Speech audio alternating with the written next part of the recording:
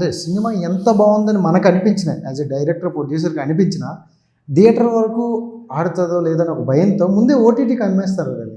So అది plus are minus లేదు, అనుకుంటా. ఇప్పుడు అది లేదే. మన ఓటీటీ వాళ్ళు చాలా మంది మారిపోయారు.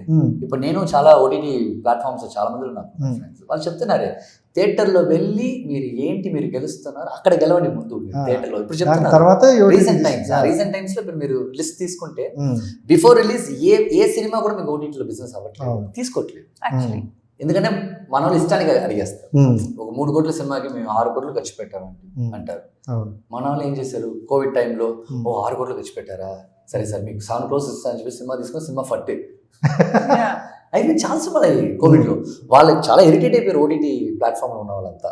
ఇప్పుడు ఏం చెప్తున్నారు, థియేటర్కి వెళ్ళండి సార్, మీరు మంచి సినిమా అంటున్నారు, జనాలు నచ్చుతుంది అంటున్నారు, థియేటర్కి వెళ్ళండి, గెలవండి. అక్కడ మీరు గెలిచిన తర్వాత మీరు ఏ అమౌంట్ అది యాక్చువల్ బెస్ట్, చాలా best, that is the best. ఎందుకంటే మార్కెట్ అనేది ఒక యాక్టర్ అనేది he belongs to that silver screen, not OTT platform, not That's true. mobile phone, not TV. Silver screen అంటే అది సిల్వర్ స్క్రీనే. వాడు బాగా చేస్తున్నాడా బాగా చేయలేదా అక్కడికి మనం ఫస్ట్ అక్కడ కనిపిస్తేనే తర్వాత ఇది, అక్కడ కనిపించిన తర్వాతే చిరంజీవి గారు రజనీకాంత్ గారు వాళ్ళు ఏంటి అంతే. యా